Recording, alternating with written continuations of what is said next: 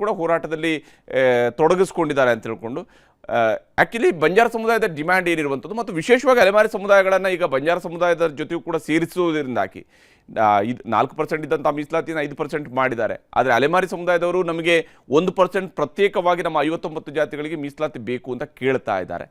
ಈಗ exactly demand ಏನು, ಯಾವ ಸ್ವರೂಪದಲ್ಲಿ ಈಗ ಈ ರೀತಿಯಾದಂಥ ಹೋರಾಟದಿಂದ ಉದ್ದೇಶಿತವಾಗಿರ್ತಕ್ಕಂತಹ ಮೀಸಲಾತಿಯನ್ನು ಪಡ್ಕೊಳ್ಳೋದಕ್ಕೆ ಸಾಧ್ಯ ಆಗುತ್ತಾ? ಒಂದೇನಾಗತ್ತಂದ್ರೆ ಕೇಳ್ತಕ್ಕಂಥದ್ದು ಬೇಡ್ತಕ್ಕಂಥದ್ದು ತಮ್ಮ ಹಕ್ಕನ್ನು ಕೇಳೋದು ಯಾವುದು ತಪ್ಪಲ್ಲ. ತಮಗಾಗಿರ್ತಕ್ಕಂಥದ್ದು ಇವತ್ತು ಸರ್ಕಾರ ನಮ್ದು ಕುಟುಂಬ, ತಂದೆ ತಾಯಿ ಸ್ಥಾನದಲ್ಲಿ ಸರ್ಕಾರ ಇದ್ದಾಗ ನಮಗೇನ್ ಬೇಕು ಅನ್ನೋದನ್ನ ಕೇಳ್ತಕ್ಕಂಥದ್ದು ತಪ್ಪಲ್ಲ. ಬಟ್ ಇವತ್ತು ನಡೀತಾ ಇರ್ತಕ್ಕಂಥದ್ದು ನನಗೂ ಗೊತ್ತಾಯ್ತು. ನಾನು ದಾವಣಗೆರೆ ಮತ್ತೆ ಚಿತ್ರದುರ್ಗ ಕಾರ್ಯಕ್ರಮಗಳಿದ್ದಿದ್ರಿಂದ ನಾನು ಹೊರಗಡೆ ಇದ್ದಿದ್ರಿಂದ ವಿಚಾರ ಬಂತು. ಬಟ್ ಏನಂತಂದ್ರೆ ಶಾಂತ ರೀತಿಯಲ್ಲಿ ಆಗ್ಬೇಕು ಯಾವುದನ್ನು ಕೂಡ. ಯಾಕೆ ಅಂದ್ರೆ ಯಾವುದೇ ಆಗ್ಲಿ, ನಾವು ಕೂಡ ಈಗ ಮೀಸಲಾತಿ ವಿಚಾರಗಳು ಬಂದಾಗ ನಮ್ಮ ಮಾನ್ಯ ಮುಖ್ಯಮಂತ್ರಿಗಳಲ್ಲಿ ಉಪಮುಖ್ಯಮಂತ್ರಿಗಳಲ್ಲಿ ನಾವೆಲ್ಲರೂ ಕೂಡ ಹೋದ್ವಿ. ಅಲ್ಲಿ ಯಾವ ಭೇದಗಳೇ ಇರ್ಲಿಲ್ಲ. ಏನಂದ್ರೆ ಹಾಲಿ ಮಾಜಿ ಶಾಸಕರು ಎಲ್ಲಾ ಪಕ್ಷದವರು ಕೂಡ ಎಲ್ರೂ ಕೂಡ ಸೇರಿ ಹೋಗಿ ನಾವು ಎಲ್ಲಾ ಜನಾಂಗದವರು ಇವತ್ತು ಹೋರಾಟ ಮಾಡ್ತಾ ಇದ್ದಾರೆ. ಆ ಹೋರಾಟ ಮಾಡ್ತಿರ್ತಕ್ಕಂಥ ನಮ್ಮ ನಾಯಕರುಗಳು ಎಲ್ರೂ ಕೂಡ ನಾವು ಒಟ್ಟಾಗಿ ಹೋಗಿ ಎಲ್ರೂ ಬೇಡಿದ್ದು, ಎಲ್ರೂ ಉದ್ದೇಶ ಇಷ್ಟೇ, ಎಲ್ರೂ ಚೆನ್ನಾಗಿರ್ಬೇಕು. ನಮಗೇನು ಬೇಕು ಬೇಡಗಳು ಅಂತಕ್ಕಂಥದ್ದು ಇವತ್ತು ನನ್ನಣ್ಣ ತಮ್ಮಂದಿರು ಅಕ್ಕ ತಂಗಿಯರು ಎಲ್ರು ಏನ್ ಬೇಡ್ತಾರೆ ಆ ಮನೋಭಾವನೆಯಲ್ಲಿ ನಾವು ಕೂಡ ಜೊತೆಯಲ್ಲಿರ್ತೀವಿ. ನಾವೇನ್ ಜೊತೆಗಿಲ್ಲ ಅಂತ ಅಲ್ಲ.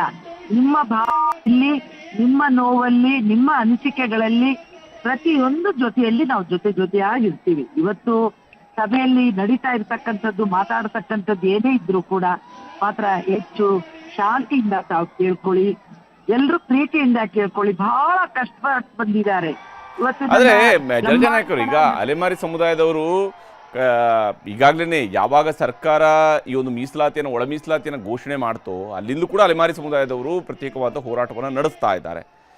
ಅವರ ಹೋರಾಟಕ್ಕೆ ಇಮಿಡಿಯೇಟ್ ಆಗಿ ಸರ್ಕಾರ ಹೇಳಿದೆ, ಒಂದು ಶಾಶ್ವತ ಆಯೋಗವನ್ನು ಮಾಡ್ತೀವಿ, ಅದರ ಮೂಲಕವಾಗಿ ಸಾಧಕ ಬಾಧಕಗಳ ಬಗ್ಗೆ ಚರ್ಚೆ ಮಾಡ್ತೀವಿ, ಮುಂದಿನ ಕ್ರಮಗಳ ಬಗ್ಗೆ ಹೇಳಿದೆ. ಇವೆಲ್ಲವನ್ನು ಕೂಡ ಮುಖ್ಯಮಂತ್ರಿಯವರು ಸ್ಪಷ್ಟವಾಗಿ ಸದನದೊಳಗಡೆ ಹೇಳಿದ್ದಾರೆ. ಅದು ಬೇರೆ ಮಾತು. ಆದರೆ ಅಲೆಮಾರಿ ಸಮುದಾಯದವರ ಈ ಹೋರಾಟವನ್ನು ಸರ್ಕಾರವು ಕೂಡ ಒಂದು ಕಡೆ ಲೈಟಾಗಿ ತೆಗೆದುಕೊಂಡಿದೆ ಅಂತ ಅವ್ರು ಪ್ರತಿಭಟನೆಯನ್ನು ಮಾಡ್ತಾ ಇದ್ದಾರೆ. ಅವ್ರನ್ನ ಹೋಗಿ ಮನವೊಲಿಸಿ ಸರಿಪಡಿಸುವಂತಹ ಕೆಲಸವನ್ನು ಅಥವಾ ಅವ್ರಿಗೆ ಅವರ ಬೇಡಿಕೆಗೆ ಸ್ಪಂದಿಸುವಂಥ, ಯಾಕಂದರೆ ಅವರು ಕೇಳ್ತಾ ಇರುವಂಥ ಆ 1%ಅನ್ನು ನೀವು ಬಂಜಾರ ಮತ್ತು ಬೋವಿ ಈ ಸಮುದಾಯಗಳವ್ರ ಜೊತೆಗೆ ಸೇರಿಸಿದಾಗ ನಮಗೆ ಅನ್ಯಾಯ ಆಗುತ್ತೆ ಅಂತೇಳಿ ಅಲೆಮಾರಿ ಸಮುದಾಯದವ್ರದ್ದು ಒಂದು ಕೂಗು ಇತ್ತು.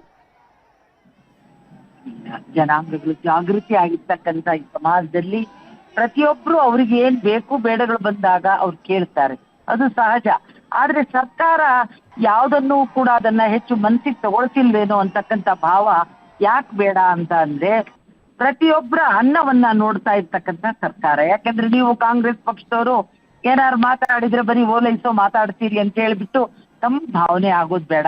ಯಾಕೆ ಎಲ್ಲವನ್ನೂ ಗಮನಿಸ್ತಾ ಇದೆ ಸರ್ಕಾರ, ಪ್ರತಿಯೊಂದನ್ನು ಕೂಡ ಹೇಳ್ತಾ ಇದೆ. ಪ್ರತಿಯೊಂದನ್ನು ಏನೇ ಮಾಡೋದಿದ್ರು ಕೂಡ ಹೌದು ಅನ್ನೋದನ್ ಬಿಟ್ಟು ಇದಾಗೋದೇ ಇಲ್ಲ ಅಂತಕ್ಕಂಥದ್ದನ್ನ ಹೇಳಲ್ಲ. ಆದ್ರೆ ಅತಿ ಶೀಘ್ರದಲ್ಲಿ ಮಾಡಿ, ಈಗ್ಲೇ ಮಾಡಿ, ಇವಾಗ ಯಾಕಾಗಲ್ಲ ಅನ್ನೋ ಮಾತುಗಳು ಬಂದಾಗ ಅದಕ್ಕೆ ತಂದೆ ಆದ ಒಂದು ಇತಿಮಿತಿಯಲ್ಲಿ ಯೋಚನೆ ಮಾಡೋಕೆ ಒಂದ್ ಸ್ವಲ್ಪ ಸಮಯ ಬೇಕಲ್ವಾ?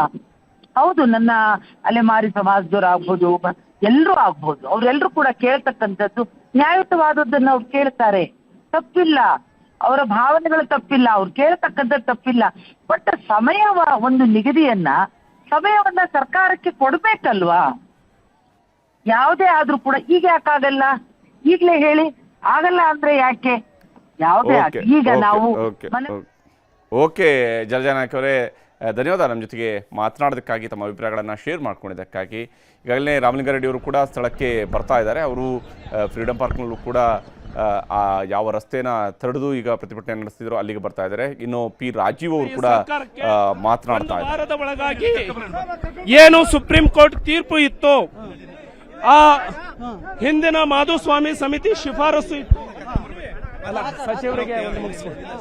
ಅವರಿಗೆ ಸರಿಯಾದ ತೀರ್ಮಾನ ತಗೊಳ್ಳಿಲ್ಲ ಅಂದ್ರೆ ಈ ಸರ್ಕಾರ ನಮ್ಮ ಸಮುದಾಯದ ಪರವಾದ ತೀರ್ಮಾನ ತಗೊಳ್ಳಿಲ್ಲ ಅಂದ್ರೆ ಉಗ್ರವಾದ ಹೋರಾಟವನ್ನ ನಾವು ಮಾಡ್ತೇವೆ.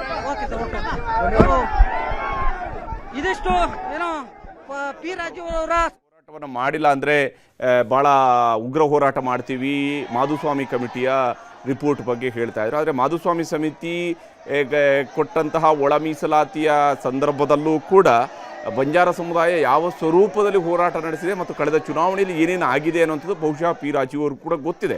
ಬಂಜಾರ ಸಮುದಾಯದವರ ಹೋರಾಟ ಅದು ಶುರುವಾಗಿದ್ದು ಶಿಕಾರಿಪುರದಲ್ಲೇ ಶುರುವಾಗಿತ್ತು, ಯಡಿಯೂರಪ್ಪನವರ ಕ್ಷೇತ್ರದಲ್ಲಿಂದಲೇ ಶುರುವಾಗಿದ್ದಿತ್ತು, ಬಹಳ ತೀವ್ರ ಸ್ವರೂಪವನ್ನು ಪಡ್ಕೊಂಡಿತ್ತು. ಬಂಜಾರ ಸಮುದಾಯದವರ ಒಳ ಮೀಸಲಾತಿ ವಿರುದ್ಧದ ಹೋರಾಟ, ಯಾವ ಮೀಸಲಾತಿಯನ್ನು ಹಿಂದೆ ಭಾರತೀಯ ಜನತಾ ಪಕ್ಷದ ಸರ್ಕಾರ ಇದ್ದಾಗ ಹಂಚಿಕೆ ಮಾಡಿದ್ರು ಆವಾಗ ಹೋರಾಟ ನಡೆದಿತ್ತು. ಈಗ ಇವತ್ತು ಈ ಹೋರಾಟ ಭಾಳ ಮುಂಚೂಣಿಯಲ್ಲಿ ನಡೀತಾ ಇದ್ದಿದ್ದು ಅಲೆಮಾರಿ ಸಮುದಾಯಗಳವರ ಹೋರಾಟವಾಗಿ ನಡೀತಾ ಇತ್ತು. ಆದರೆ ಅಲೆಮಾರಿ ಸಮುದಾಯದ ಜೊತೆಗೆ ಬಂಜಾರ ಸಮುದಾಯವು ಕೂಡ ಇವತ್ತು ಈ ಹೋರಾಟದಲ್ಲಿ ತೊಡಗಿಸ್ಕೊಂಡಿದೆ. ಡಿಮ್ಯಾಂಡ್ಗಳು ಏನಿದ್ದಾವೆ, ಈ ಡಿಮ್ಯಾಂಡ್ಗಳು ಯಾವ ಸ್ವರೂಪದಲ್ಲಿ ಇದನ್ನು ಬಗೆಹರಿಸ್ಕೊಳ್ಬೇಕಿದೆ, ಸರ್ಕಾರ ಕೂಡ ಇದನ್ನು ನೋಡಬೇಕು. ಮತ್ತು ಈ ರೀತಿಯಾಗಿ ರಸ್ತೆಗೆ ಬಂದು ಇವತ್ತೀಗ ದೊಡ್ಡ ಸ್ವರೂಪದಲ್ಲಿ ಬೆಂಗಳೂರು ನಗರದಲ್ಲಿ ರಸ್ತೆ ತಡೆದು, ಅದು ಸಂಜೆ ಹೊತ್ತಿನಲ್ಲಿ ರಸ್ತೆ ತಡೆದು ಹೋರಾಟವನ್ನು ನಡೆಸಿದಾಗ ಇಡೀ ಬೆಂಗಳೂರು ಕಂಪ್ಲೀಟ್ ಸ್ತಬ್ಧ ಆಗುತ್ತೆ.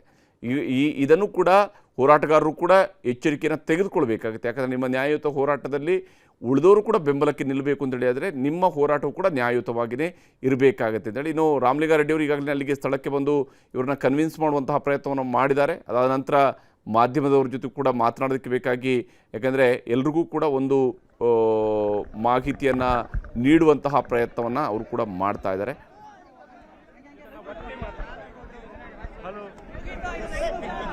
ಹಲೋ ಹಲೋ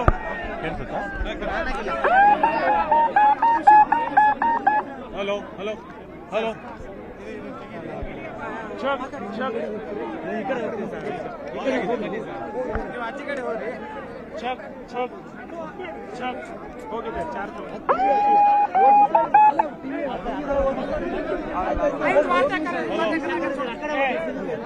ಟಿವಿ ಅವರು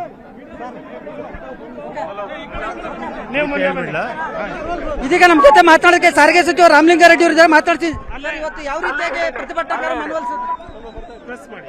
ಹಲೋ ಹಲೋ ಕೇಳ್ತಿದ್ದಲ್ಲ ಎಲ್ಲ, ಇವತ್ತು ಬಂಜಾರ, ಬೋವಿ, ಕೊರಚ, ಕೊರಮ ಮೀಸಲಾತಿಯ ಒಕ್ಕೂಟದ ರಾಜ್ಯದ, ನೀವು ಎಳೆದಿಟ್ಕೊಳ್ಳಿ, ನೀವು ದೂರ ಇಟ್ಕೊಳ್ಳಿ. ಹಲೋ, ರಾಜ್ಯದ ವಿವಿಧ ಜಿಲ್ಲೆಗಳಿಂದ ಇವತ್ತು ಸಹಸ್ರಾರು ಸಂಖ್ಯೆಯಲ್ಲಿ ತಾವೆಲ್ಲ ಕೂಡ ಬಂದಿದ್ದೀರಾ. ಸ್ವಾಮೀಜಿಗಳು ಕೂಡ ಇಲ್ಲಿ ಉಪಸ್ಥಿತರಿದ್ದಾರೆ. ಶಾಸಕರಾದ ಮಾಜಿ ಶಾಸಕರಾದ ರಾಜೀವ್ ಅವರು, ಚಂದ್ರು ಅವರು, ಇನ್ನೂ ಅನೇಕ ಮುಖಂಡರು ಈ ಪ್ರತಿಭಟನೆಯಲ್ಲಿ ಭಾಗವಹಿಸಿದ್ರು.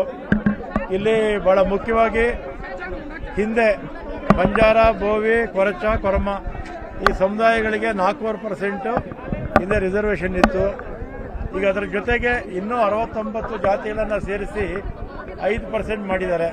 ಅದಕ್ಕೆ ಎರಡೂ ಸೇರಿದ್ರೆ 5.5 ಆಗ್ತಿತ್ತು. ಅದರಿಂದ ಹಿಂದೆ 4.5 ಮಾಡಿದಾಗಲೇ ವಿರೋಧ ಇತ್ತು, ಕಡಿಮೆ ಆಯಿತು ಅಂತ ಅಲ್ವಾ. ಈಗ ಮುಖ್ಯಮಂತ್ರಿಗಳ ಸಭೆ ಇತ್ತು ನನಗೆ 4 ಗಂಟೆಗೆ ಜೊತೆಯಲ್ಲಿ, ಆದರೆ ನನಗೆ ಇಲ್ಲಿಗೆ ಕಳಿಸಿದ್ದಾರೆ. ನೇರವಾಗಿ ಮುಖ್ಯಮಂತ್ರಿಗಳಿಗೆ